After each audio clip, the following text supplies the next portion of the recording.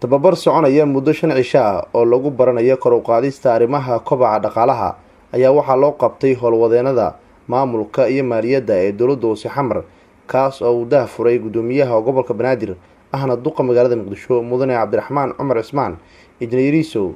daahfurka tababarkani ayaa aad looga dooday sidii loo xoojin lahaa kor u qaadista kobaca dhaqaalaha iyadoo ay goobjoog ka ahaayeen mas-uuliyiinta qaabilsan waaxaha dakhliga soo xareeya ee gobolka Banaadir.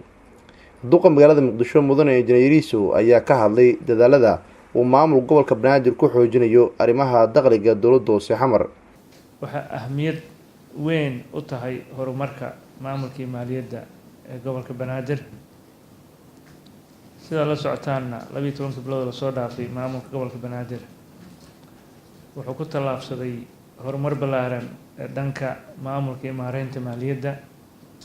taasna waxay ku timid waxay tahay shaqaalaha iyo agaasimayaasha waaxda maamulka maaliyadda oo runtii muujiyay sida ay ahmiyad u tahay in la hagaajiyo maamulka maaliyadda, in dakhliga kor loo qaado si bulshada loogu adeego.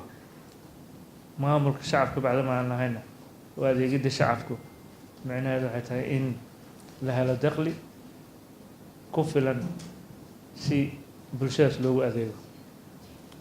maanta waa garan karnaa, ha noqoto canshuur ururinta, ha noqoto dadka bixinta canshuuraha. waxaan ku jirnaa tijaabo loo baahan yahay inaan uga soo dhalaalno siday tahay.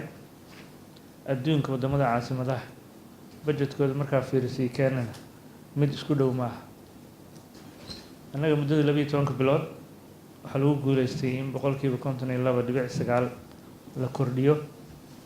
taasna waxay ku timid waxay tahay dadaalka runtii u gasheen oo ula dagaasheen musuqmaasuqa, isla markaana la hubiyey nidaamka maamulka maaliyadda inuu yahay mid hufan, la jaan qaadi kara kuwa caalamka. Nuur Saciid Taaliil, warbaahinta qaranka Soomaaliyeed, magaalada Muqdisho.